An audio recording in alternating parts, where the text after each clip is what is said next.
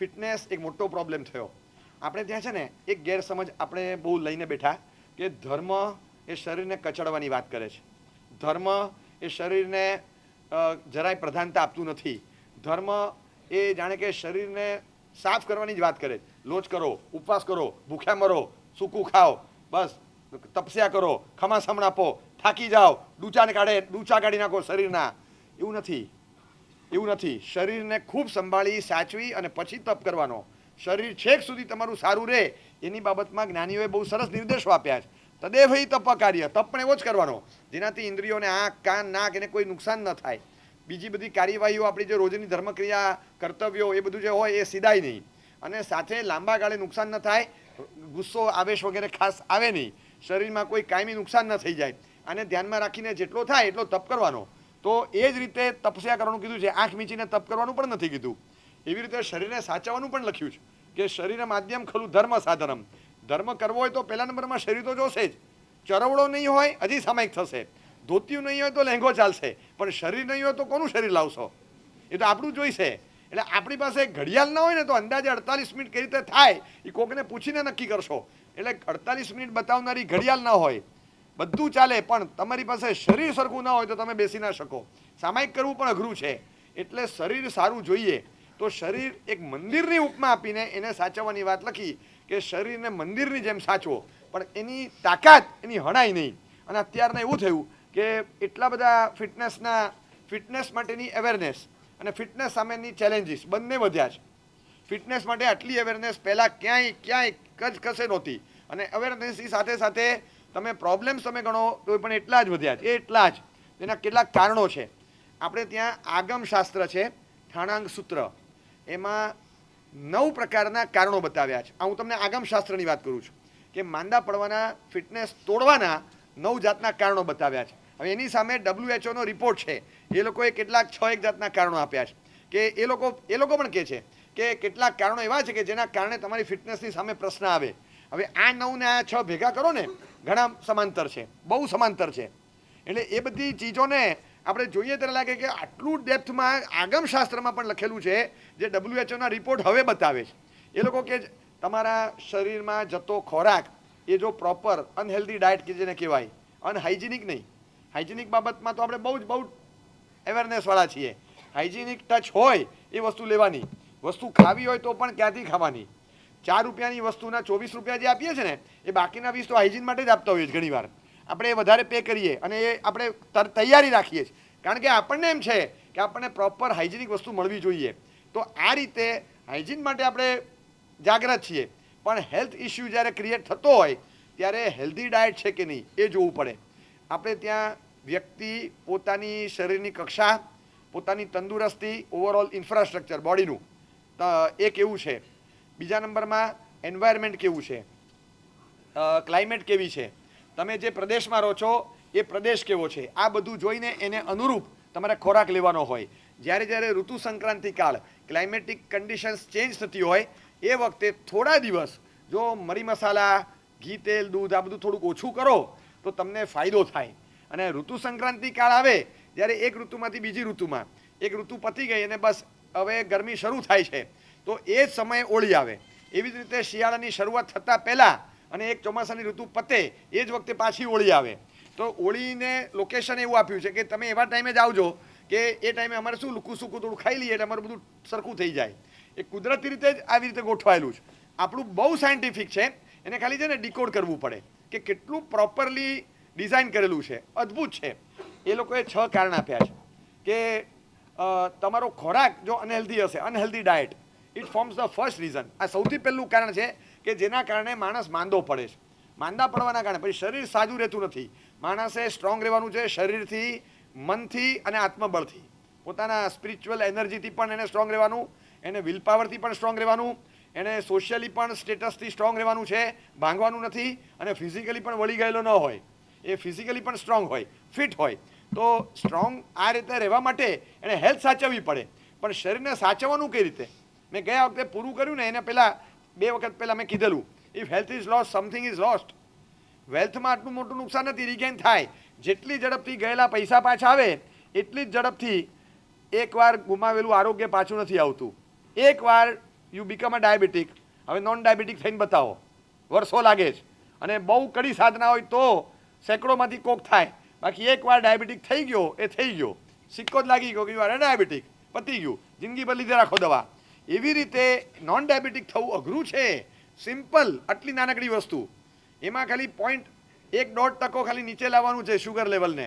એટલામાં પણ આપણે થાકી જઈએ. એ રહેતું નથી, કારણ કે શરીરની ટેન્ડન્સી ઘડાઈ ગઈ.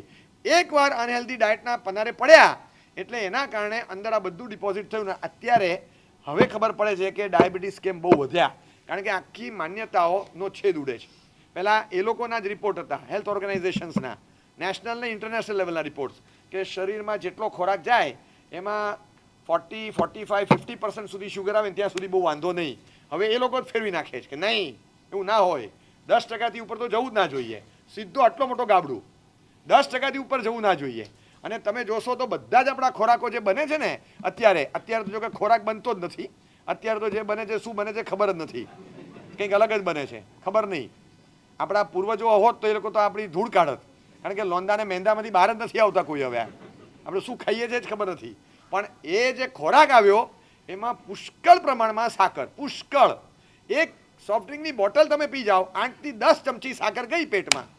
તમે લાગે કે મેં તો ખાલી બોટલ પીધી, 8 થી 10 ચમચી એટલે તમને શું લાગે છે? નાનકડો જમણવાર થઈ જાય ઘરમાં. 8-10 ચમચી ખાંડ. ખાંડ તો પછી સૌથી નુકસાનકારી છે, પણ શુગર તો એ રીતે જાય છે કે જાણે આપણે શ્વાસ લેતા હોઈએ એવી રીતે શુગર જાય ફાસ્ટ. એટલી ફટાફટ અંદર જતી હોય. તમને શુગર માટે છે ને એક ટેકનિકલ વર્ડ એ લોકો વાપરે છે, it is a naked calorie. બસ કપડા વગરની કેલેરી છે આ, સીધી જતી જ રહે અંદર. પણ એને ઠેકાણે પાડવા માટે અંદર બહુ બધું જોઈએ, પોટેશિયમ, સોડિયમ, મેગ્નેશિયમ બધું જોઈએ. અને એ પૂરતા પ્રમાણમાં ન હોય તો શરીર શુગરને ઠેકાણે પાડવા આ બધું ખેંચે ક્યાંથી? શરીરના કોષોમાં જે બધું પોટેશિયમ ને બધું ડિપોઝિટ થયેલું એને ખેંચે. એ ખેંચી અને આને ઠેકાણે પાડે એટલે કોષો બધા નબળા પડે. અને આને ઠેકાણે પાડ્યા પછી પણ પાછી એક્સેસ શુગર રહે શરીરમાં, એનું શું કરવાનું? તેને ગ્લાયકોજનના માધ્યમથી લીવરમાં ડિપોઝિટ કરી દેવાની. હવે લીવરની પણ એક ક્ષમતા છે કે એક્સ્ટ્રા શુગર જે આવી એને કેટલા સુધી સંઘરવાની. એ કે ભાઈ આનાથી વધારે તો મારી પણ કેપેસિટી નથી, હવે બસ હવે નહીં. એટલે પછી એ એક્સ્ટ્રા જે અંદર જમા થયેલું છે એને ફેટી એસિડના રૂપમાં એ બહાર ફેંકી દે લોહીમાં. એ કે જા તારું હતું તું લઈ જા, તારામાંથી જ આવ્યું છે લઈ જા પાછું. એટલે ફેટી એસિડના રૂપમાં એ લોહીમાં જાય. લોહી કે હું ક્યાં રાખું? એટલે પછી એક અમુક જગ્યાએ અહીંયા આગળ છે, કમરમાં છે, એ અમુક જગ્યાએ ફેંકી દે, એ ડિપોઝિટ થાય. એટલે એ ભાગે ચરબી વધે અને એ પછી પણ ઠેકાણે ન પડે. એટલે પછી તમને થાય કે હવે શુગર આવી. હવે શુગર બ્લડમાં તો ક્યારની આવી હતી, કાગળિયા પર હમણાં આવી, રિપોર્ટ કઢાવ્યો ત્યારે. બ્લડમાં તો ક્યારની ફરતી હતી, આપણે રિપોર્ટ નહોતો કઢાવ્યો. આમ વાતમાં શુગર ફરવા માંડે. આવું પહેલાં થતું નહોતું. ઇન્ટેક જ એવો હતો કે જેમાં આ બધું નહોતું આવતું. હવે ઇન્ટેક એવો આવ્યો કે બધી વસ્તુમાં આ વસ્તુ આવે જ મોટા ભાગે. અને હેવી પ્રમાણમાં શુગર એટલું ઠોકવામાં આવે, ઘણીવાર તો એમ લાગે છે, અને એક થિયરી ચાલી પણ રહી છે, not sure whether it is right or wrong, પણ એક થિયરી અત્યારે છે કે આ જ પ્રકારનો ખોરાક હેવી શુગરવાળો બજારમાં મુકાય, એની પાછળ શુગર લોબી અને ડાયાબિટીસની દવા બનાવનારી ફાર્મા કંપનીઓ આ બધા અંદર ઇન્વોલ્વ છે. આવી એક થિયરી પણ વહેતી મુકાયેલી છે, ગોડ નોઝ. પણ પોતાના સ્વાર્થ માટે કોઈ માણસ ગમે તે કરી શકે છે. અને એના કારણે કચુંબર તો આપણી થઈ જાય, આપણી 100% કચુંબર થાય. અને એક નબળાઈ આપણા દેશની કમનસીબી ગણો કે મર્દમાં મર્દ માણસ નેતા બન્યા પછી પણ આપણા દેશની એક કમનસીબી રહી કે where there is revenue there is no restriction. Welfare જાય તેલ પીવા, રેવન્યુ મળતો હોય ને તો રિસ્ટ્રિક્શન નથી લગાવતા. બસ આ એક નબળાઈ આ દેશમાં પહેલેથી જોતા આવ્યા છે આપણે, અને આજે પણ છે. નહીં તો ઘણી બધા રિસ્ટ્રિક્શન મુકાઈ ગયા હોય. રેવન્યુની સામે વેલફેર બાજુ પર રહી ગયો. પબ્લિક વેલફેરની સામે પબ્લિક વેલફેર છે ને, મને લાગે છે એના કરતાં ચડિયા તો કોઈ રેવન્યુ ન હોય. પણ નો રેવન્યુ નો રિટર્ન જોવું જ નથી. આ દ્રષ્ટિકોણ આપણે ત્યાં હજી વિકસ્યો નથી. અને એટલા જ માટે આ વસ્તુઓ ચાલે છે. એક સમય હતો આ બધી વસ્તુઓ પર બેન પણ મુકાયો, પણ પછી ધીમે ધીમે પાછું આવી ગયું. અને એટલું જલદ, એટલું આપણે તો આ વસ્તુ છોડી નથી શકતા. અને જો છોડીએ તો પાછળથી ચારે બાજુ પ્રેશર આવે. સર્કલમાં તમે ક્યાંક બહાર બેસો અને સોફ્ટ ડ્રિંક્સ મગાવે, કોલા નહીં લેગા, તું કોલા નહીં લેતા હે, લીંબુ પાણી લેગા, લીંબુ પાણી ચલેગા. અને એમાં જો આઠમ હોય અને લાંબા ચાંદલાવાળો છોકરો હોય, એ કે આજ આઠમ હે ના અષ્ટમી તો મેં લીંબુ પાણી બી નહીં લેગા. ઓકે, प्लेन वाटर लेगा, प्लेन वाटर, जैन वाटर है, जैन वाटर, वो चलेगा तेरे को? એટલા ટીસ કરે, એટલા હેરાન કરે, એટલા પથ્થર ફાડે, તમને હેરાન કરવામાં બાકી ન રાખે. એટલે આવા ગ્રુપમાં બેસવું એ પણ તમારા માટે પડકાર થઈ જાય કે બધાની સાથે રહેવું કઈ રીતે. એમના જેવા થવાતું નથી, આપણા જેવા રહેવાતું નથી, આમના વગેરે રહેવાતું નથી, એમના ભેગાય બેસાતું નથી, તો કરવું શું મારે? એટલે મૂંઝવણ થાય. એટલે પછી બધાની સાથે જેવા હતા એવા થઈ ગયા આપણે અને ઘસડાયા, પણ આપણે ના નથી બોલી શકતા કારણ કે આપણી પાસે ના બોલવામાં શરમ આવે છે. હા બોલતા ધ્રુજારી એટલે થાય છે કે ખબર છે કે આજે ન લેવાય, પણ હવે ના પાડીશ તો બધા ટીસ કરશે, મશ્કરી કરશે. Because we are not strong in your idea and not strong in giving response. તમે રિસ્પોન્સ આપતી વખતે પણ નબળા છો. અને ઘણીવાર હું તમને કહું કે તમે જે ચીજની ના પાડો ને, જો if you R strong in your idea, you are one man army, તમે તાકાત છે તમારી, તમે આરામથી કહી શકો આઈસ્ક્રીમ નહીં ખાવો, નહીં નથી ખાવો. કેમ નથી ખાતો? કેમ? ઘણીવાર આઈસ્ક્રીમ ન ખાતો હોય, બહુ ઓછા એવા હોય કે જે ગ્રુપમાં ભેગા થાય ત્યારે પણ ન ખાય, પણ એવા હોય જ અને એ દમથી ના પાડે કે નહીં મને નહીં આઈસ્ક્રીમ નહીં ખાવું. કેમ? એ ઓકે થોડા સાઇનસ હુઆ હે, આમ કરે, અંદર કંઈ હોય તો ઉપર ચડે ને, પણ કંઈ છે જ નહીં, કોઈ છે જ નહીં. આપણે આમ સડ કરીએ તો બાજુવાળાનું થોડું ઉપર ચડે, આપણા નાકમાં તો કંઈ હોવું જોઈએ, નાક સાવ ખાલી છે, સાવ ખાલી. હવે તોય સાઇનસની અસર છે. ઓકે તો રહેવા દે, ડોન્ટ ફોર્સ હિમ. કારણ કે if you are health conscious we appreciate, but if you are religious, હા તો આવી જા મેદાનમાં, આવી જા, પછી બતાવું તને. એટલે આપણે ના પાડતી વખતે પણ શરમના કારણે કહીએ કે મને સાઇનસ થયું છે. એટલે એને કરતાં હું તમને કહું છું કે ચિપકાવો ને, જરા ચિપકાવો. હું તમને સમજાવું કે હાઉ ટુ આન્સર, તમે સરસ રીતે સમજાવો કે आइसक्रीम नहीं लेते हो? नहीं आइसक्रीम नहीं लेते हो? तू आइसक्रीम लेता है? तू आइसक्रीम लेता है? ओ नो, आइसक्रीम यानी क्या होता है पता है? आइसक्रीम यानी 46% सब्सटेंस, 54% वैक्यूम. एंड हाँ 54% वैक्यूम होता है और 46% उसमें सब्सटेंस रहता है. और उसके लिए 100% पे करने वाला वही होगा जिसमें 46% सब्सटेंस और 54% वैक्यूम हो.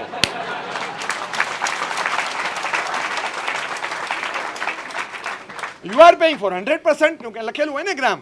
હવે તમે જોજો આઈસ્ક્રીમ હંમેશા 52 થી 54% વેક્યુમ હોય, 46% સબસ્ટેન્સ હોય. એટલે તમે જે પૈસા આપો એમાં 54% હવાના પૈસા આપો. તું હવા કા પૈસા દેતા है? मैं तो खिड़की से ले लेता हूँ. हाँ मुफ्त में मिलती है, I don't pay for air. हाँ मफत में मिलती है, मैं क्यों लूँ? मैं हवा का पैसा क्यों दूँ? मैं तो मुफ्त में मिलती है तो ले लेता हूँ.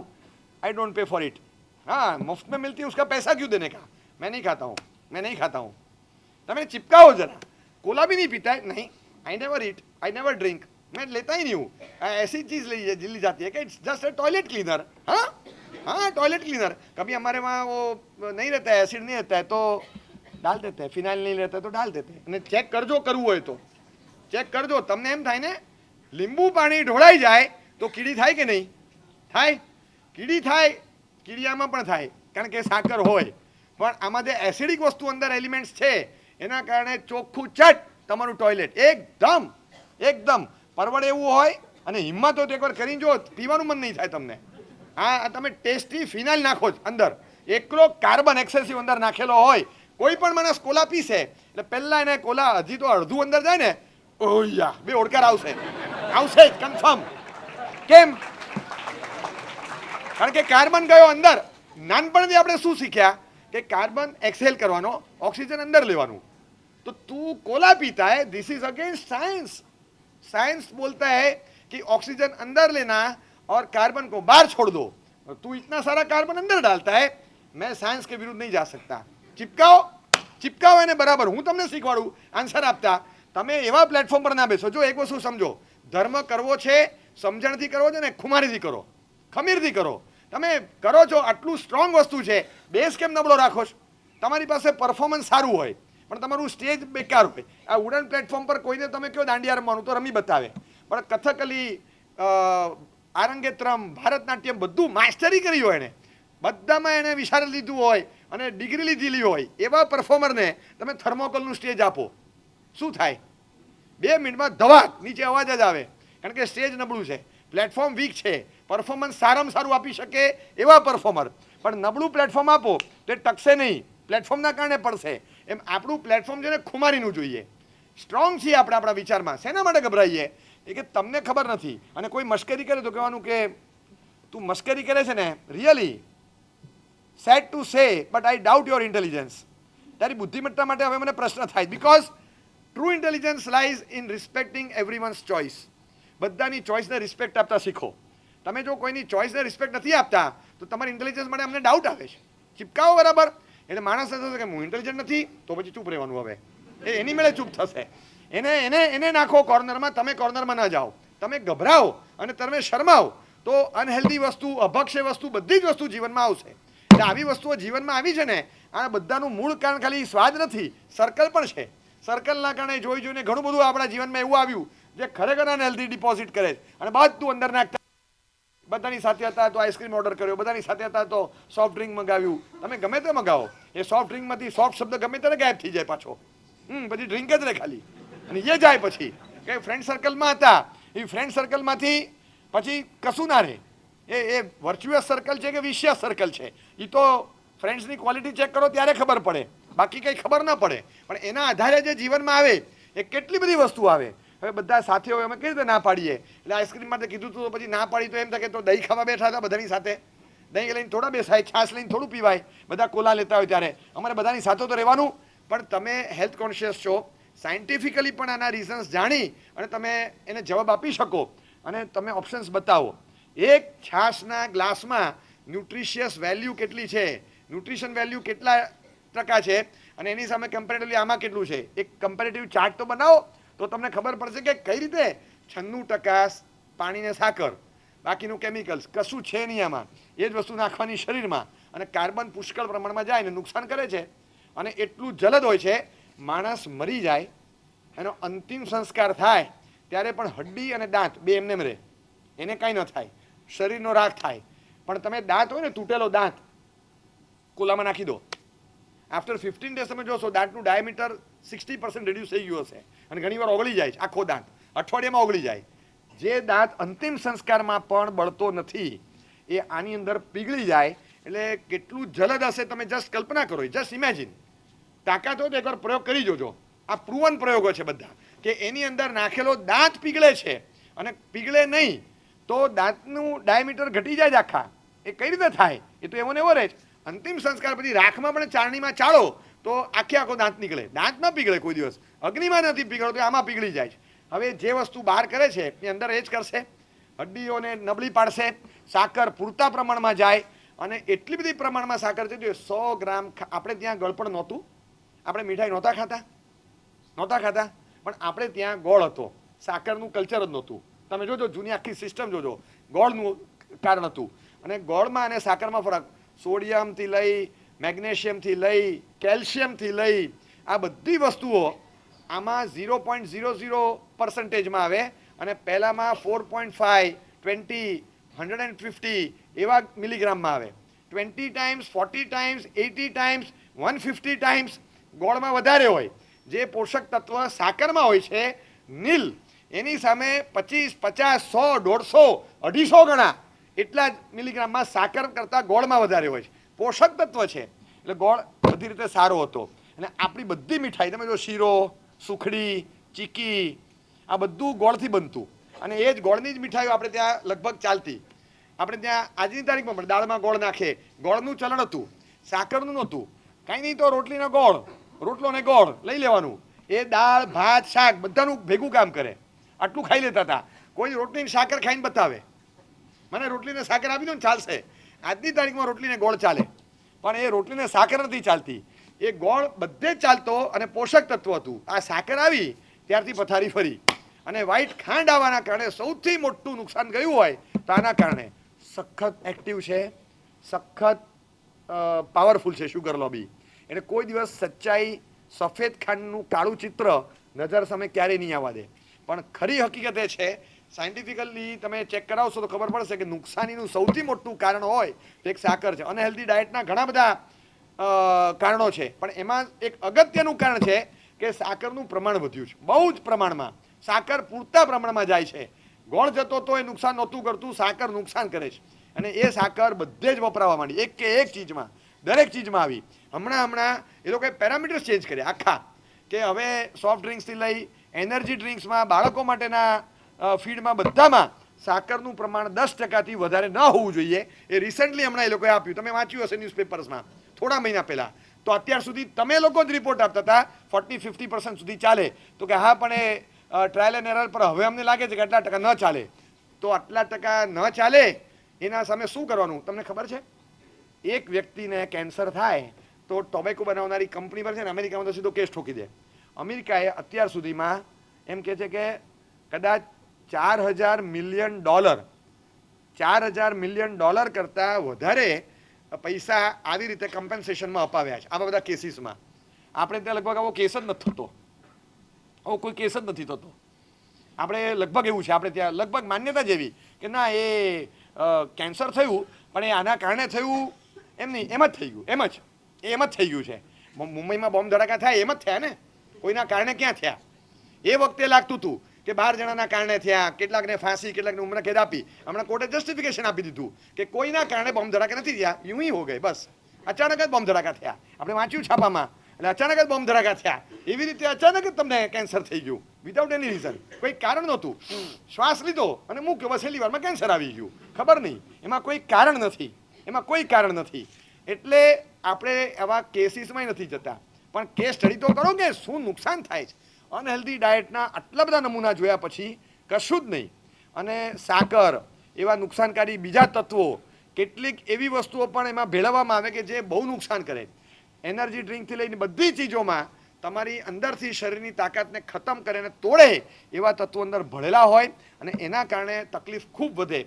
આ શરીરમાં અનહેલ્ધી ડાયટનું એક બહુ મોટું પ્રમાણ છે જેના કારણે આ થઈ શકે. આ પહેલા નંબરનું કારણ અનહેલ્ધી ડાયટમાં. એમાં માત્ર આઈસ્ક્રીમ કે સોફ્ટ ડ્રિંક્સ કે એવું નથી, એવા બધા ઘણા કારણો છે કે જે ખોરાકમાં લેતા હોઈએ અને બહારની વસ્તુ આવે, પૂરતા પ્રમાણમાં અંદર નુકસાનકારી તત્વ જાય, પ્રોપર ક્વોલિટી વાળી વસ્તુ ન વપરાયું હોય, અંદરના ઇન્ગ્રેડિયન્ટ્સ બધા એવા નબળા વપરાયેલા હોય તો એ નુકસાન કરે. આપણે અંદર પ્રિઝર્વેટિવ્સ નાખીને વસ્તુ ઘણા દિવસો સુધી ટકાવી હોય, પણ પ્રિઝર્વેટિવ્સ નાખીને જો વસ્તુ, તમે એક વસ્તુ સમજી રાખો કે વસ્તુના સ્વભાવ કરતાં જુદું કંઈ પણ તમે કરવા જાઓ ને એટલે વસ્તુમાં ફેરફાર આવશે જ.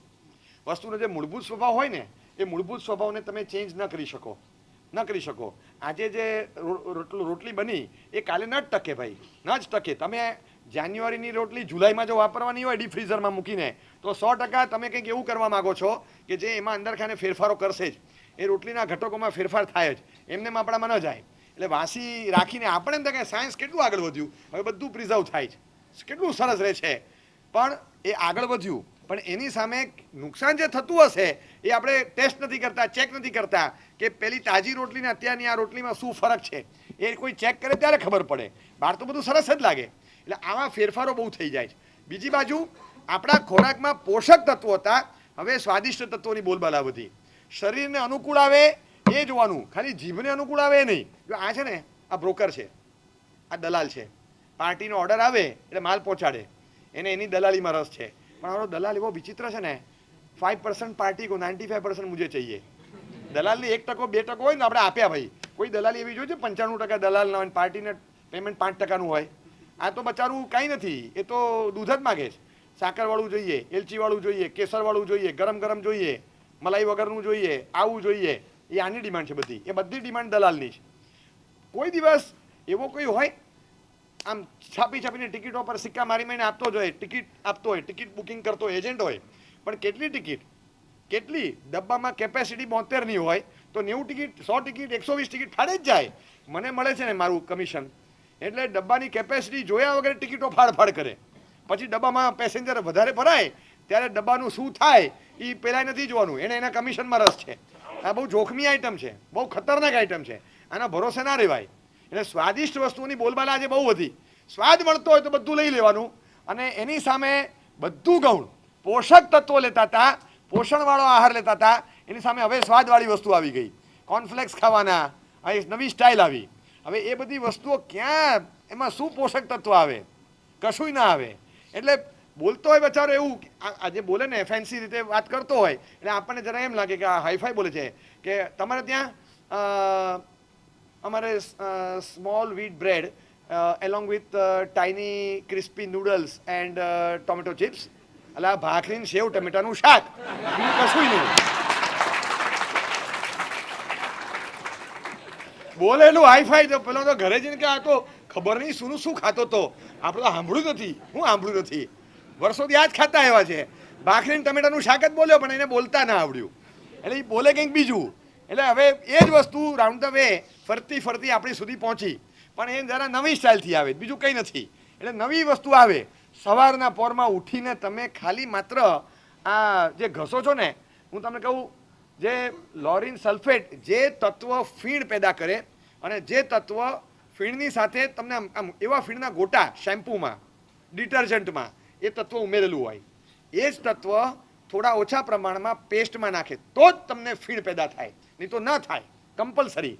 હવે પેલું જે શેમ્પૂ ને બધું હોય ને, ફોર એક્સટર્નલ યુઝ ઓનલી લખેલું હોય, અંદર નહીં જ લેવાનું, અને આ તો બધું અંદર મોઢામાં નાખવાનું, ઘસઘસ કરવાનું. અને જેટલા ફીણ વધારે, આપણે એવું લાગે કે દાંત એટલા વધારે ચોખ્ખા થાય એમ, કારણ કે ફીણ વધે તો કપડાં ચોખ્ખા થાય, ફીણ વધે તો શરીર ચોખ્ખું થાય, તો ફીણ વધે તો દાંત ચોખ્ખા થાય. એટલે તમને જો કોઈ પાવડર આપે, નહીં આ બેકાર છે, દાંત ચોખ્ખા ન થાય, કેમ? અરે ના થાય યાર, લીમડાનો પાવડર, અરે ના થાય, એમાં ફીણ જ નથી આવતા. આપણા મગજમાં ખબર નહીં બુદ્ધિ પર ફીણ લાગી ગયા કે ફીણ આવે તો જ ચોખ્ખું થાય, ફીણ આવે તો જ ચોખ્ખું થાય. પહેલાના સમયમાં પેલા લીમડાના દાંતણ લઈને ચાવ ચાવ કરતા, પછી આમ ઘસી નાખતા.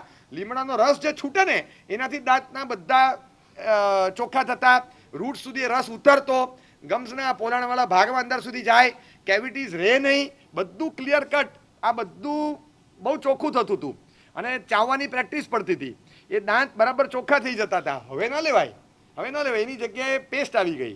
આપણું લીમડો ગયો, હવે એ લીમડો ગયો ક્યાં? એ ગયો ફોરેન કન્ટ્રીઝમાં, અને એ લોકોએ આપણને પેસ્ટ આપી, અને હવે પાછા આપણને પૂછે આપકી પેસ્ટ મેં નીમ હે ક્યાં? તો હતું એ તમે લોકોએ લઈ ગયા, અને હવે સ્ટાઇલથી પૂછો કે આપકી પેસ્ટ મેં નીમ હે, તો આજ તક તો થા, આપ લોકોને લઈ લીયા, અને હવે પેસ્ટમાં નીમ આપીને આપે, તો આ પહેલાં લેતા તો એ શું ખોટું હતું? એ ખોટું ક્યાં હતું? પણ મેં તમને કીધું ને કે પ્રેઝન્ટેશન કાઉન્ટ્સ. બસ દાંતણ, દાંતણ છી, તમે એને કંઈક ડિસ્પોઝેબલ ટૂથબ્રશ કે paste and brush 2 in 1 fancy નામ આપો તો બધા ઉપાડશે. મેં તમને કીધું કે લોકોને હવે પ્રેઝન્ટેશનનો, પ્રોડક્ટ કરતાં પ્રેઝન્ટેશન મહત્વનું છે. એટલે લોકો હેલ્થ કોન્શિયસ બનવાને બદલે પ્રોડક્ટ કોન્શિયસ બને છે કે પ્રોડક્ટ સારો લાગવો જોઈએ, બ્રાન્ડ વેલ્યુ હોવી જોઈએ. સૌથી વધારે નુકસાન હવારના પોરમાં ઘસઘસ કરે, કેટલા પ્રમાણમાં સાકર, મૂળમાં તુરો અને કડવો રસ જોઈએ, એ જ દંત ધાવન કરે, દાંત ચોખ્ખા કરવા માટે તુરો અને કડવો રસ જોઈએ. આ બેઝિક ફોર્મ્યુલા. પછી લીમડો તો એ છે એટલે રાખે, તુરો અને કડવો રસ આવે એટલે દાંત ચોખ્ખા થાય, દાંતની કેવિટી જતી રહે, પીળાશ રહે નહીં, તમારા ઇનેમલ ઘસાય નહીં, બધી રીતે સારું રહે. પણ હવે આ રસ તો આપણે કદાચ સમજણથી લઈ પણ લઈએ, પણ બાળકો તો થૂ કરી નાખે, બાળકો તો ઘસે જ નહીં. નાના બચ્ચાઓ પણ આ પેસ્ટ લે, એના માટે એને સ્વાદ આપવો પડે, એને બધું આ ખબર નથી પડતી કે આ રસથી શું થાય, એને સ્વાદ આપવાનો. એટલા માટે પહેલેથી પેસ્ટમાં આ સ્વાદ આપવાનું શરૂ થયું, અને એના કારણે આ પેસ્ટો આવી, અને જેમાં નુકસાનકારી તત્વો સાકર તેલી બધું એટલા પ્રમાણમાં નાખે, ઘસઘસ કરો ત્યારથી શરૂ થાય. સવારના પોરમાં પહેલાં જલ્દી ખાંડ નાખવાની એટલી મોઢામાં, ત્યારથી શરૂ. અને જે શેમ્પૂમાં જે એલિમેન્ટ્સ હોય એ એલિમેન્ટ્સ ફીડ કરવા માટે આમાં નાખ્યા હોય. હું બોલું છું એ બધું ચેક કરજો તમે, એટલે તમે ચેક કરજો, એટલે તમને ખ્યાલ આવશે કે આ એલિમેન્ટ્સ કઈ રીતે શરીરમાં નખાય. હું તમને કહું કે એકાદ વાર કરી તો જુઓ કે કપડાં ધોતા ડિટર્જન્ટથી કપડાં ધોતા થોડું ફીણ હોય ને, એ ફીણ આમ લઈને જરા ઘસી તો જુઓ, જોઈ તો જુઓ ખાલી કે કેવું લાગે છે. એમાં શું વાંધો છે? એમાં વાંધો શું? થોડું સાકર એડ કરીને પછી નાખો, ચલો ન ભાવે તો કરી દો. એ જ વસ્તુને થોડું અલગ સ્ટેટમાં પેસ્ટ ફોર્મમાં લઈને ટ્યુબમાં નાખીને આપે જ, અને આપણે એ જ વસ્તુ કાઢીએ, જરાય જુદું નથી. તો એ શેના માટે? ફીણ ઉત્પન્ન કરવા માટે. ખાલી આ સેક્રીનવાળા ફીણ આવે એટલે તમને ટેસ્ટી લાગે, બસ આટલો જ ફરક છે, બીજું કંઈ નહીં. આંખ બંધ રાખજો, આંખમાં શેમ્પૂ જશે, બસ આપણે કહી દઈએ. દાંતમાં, મોઢામાં, પેટમાં જાય એનો વાંધો નહીં, આંખમાં ન જવું જોઈએ, બસ એટલું. For external use only. શું બુદ્ધિ બહાર જ વાપરવાની, પોતાના માટે કંઈ વાપરવાની જ નહીં. હકીકતમાં સૌથી મોટું નુકસાન ત્યાંથી શરૂ થયું, અને ત્યાંથી આ શરૂ થયું. એકલું ખાવાનું હોય એટલે ફાસ્ટ ફૂડ, જંક મેલ. હવે તમે જુઓ ને, જંક ફૂડ એટલો બધો ખોરાકનું મુખ્ય માધ્યમ બની ગયું, એક સ્ટાઇલ થઈ ગઈ. કોઈ પણ જગ્યાએ મેચ ચાલતી હોય ને, તો ભારત પાકિસ્તાનની કેવી કોઈ એમ હાઈ પ્રોફાઇલ મેચ હોય તો રેસ્ટોરન્ટમાં સ્ક્રીન મોટા સ્ક્રીન લગાડે અને ત્યાં તમને વ્યવસ્થા આપે કે ખાતા ખાતા મેચ જુઓ, એટલે તમને જરાય ભાન ન પડે કે તમે કેટલા ગ્રામ ઠોકી ગયા અંદર. બધી 50 ઓવર પૂરી ન થાય ત્યાં સુધી ખાધે જ જાઓ, ખાધે જ જાઓ, ખાધે જ જાઓ. સાંજે ખબર પડે કે આ શું થઈ ગયું ખબર નથી પડતી. 400-500નું ખાઈ ગયો હોય. પેટમાં જગ્યા હોય કે ન હોય કે સ્ટાઇલ કે મેચ જોતા જોતા કંઈક તો ખાવું જ પડે.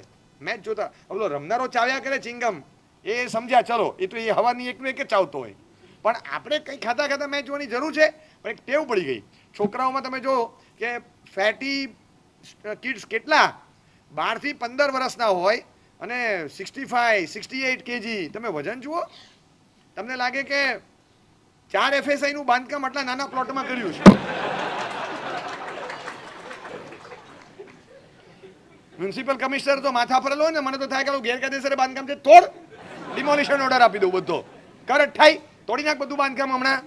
ગમે ત્યાં તમે જો એ જાડીઓ હોય, ખમા સમણ દેતા ના આવડે, ખમા સમણ દે તો ધબક ઢીચણ એવા પડે ને લાદી ખસી જાય. ખમા સમણાપ ઘણી વાર પપ્પા મમ્મી બધા સાથે આવ્યા હોય, ટેણી હોય, ઈચ્છામી ખમા સમણ વંદી હું જાણી જાય નીસી જાય મથા એને વંદામી, એટલું ક્યુટ સ્વીટ મસ્ત બોલતો હોય ને પપ્પાને બચારાને ભાવે નહીં, મથેણ વંદામી, ટચ ટચ નીચે નીચે ટચ.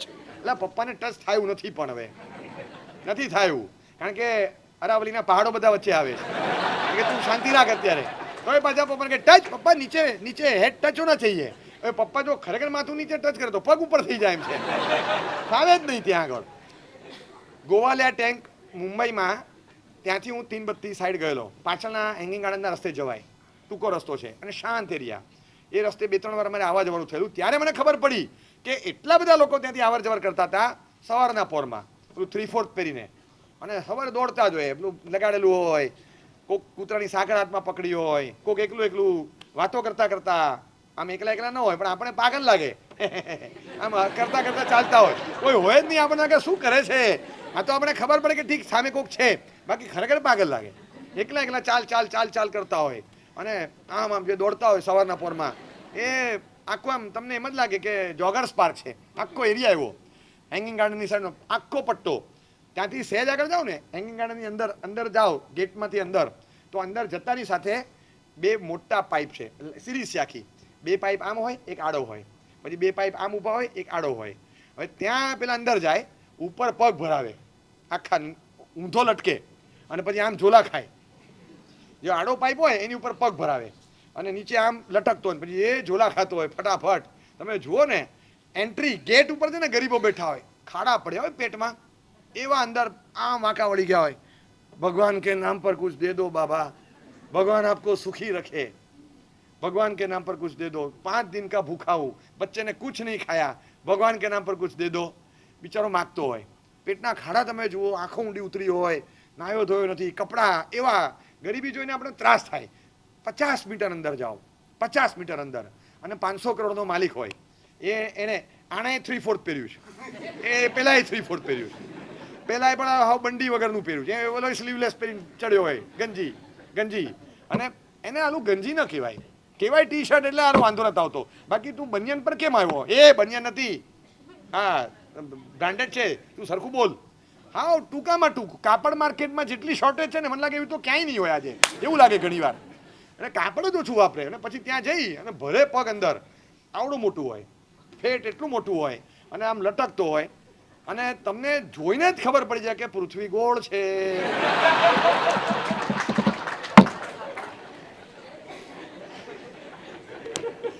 લટકતો હોય, ઝોલા ખાય, ભગવાનને પ્રાર્થના કરતો હોય કે આ ટેકરો ઓગળતો નથી, કઈ રીતે ઓગળે?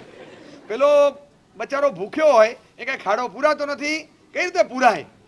બેયને તકલીફ છે. આ ખાડો પૂરાતો નથી, એ મોટો problem, how to solve it. આ કે ટેકરો ઓગળતો નથી, હાઉ ટુ ડિઝોલ્વ ઇટ.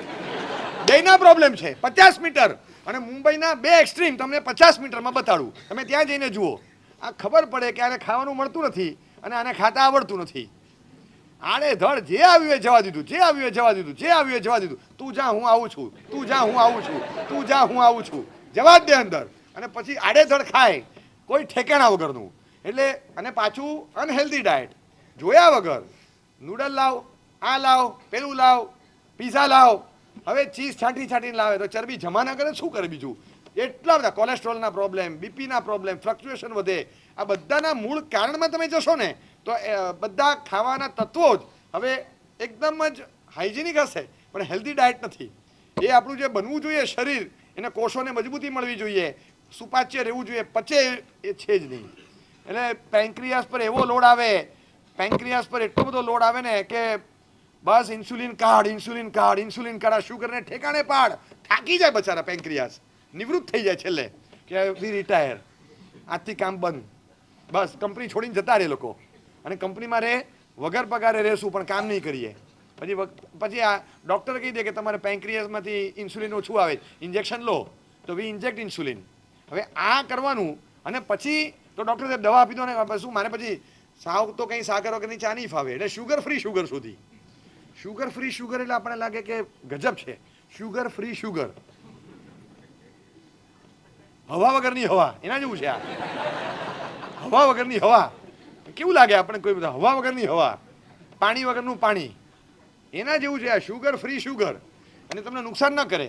હવે કુદરત તમને જે સજા આપે છે એ પણ ભોગવવાની તૈયારી નથી, એમાંથી પણ તમે છટકબારીઓ ગોતો એટલે કંઈક તો પછી આડઅસર થવાની છે. આ બધું નુકસાનકારી તત્વો છે. શુગર ફ્રી શુગર પણ એક ખતરનાક એલિમેન્ટ છે, એ પણ મોટું ડેકોઇટ છે, એ પણ ખૂના મરકી ચલાવે છે. આ બધા તત્વો શરીરમાં અંદર આવે અને નુકસાન કરે છે.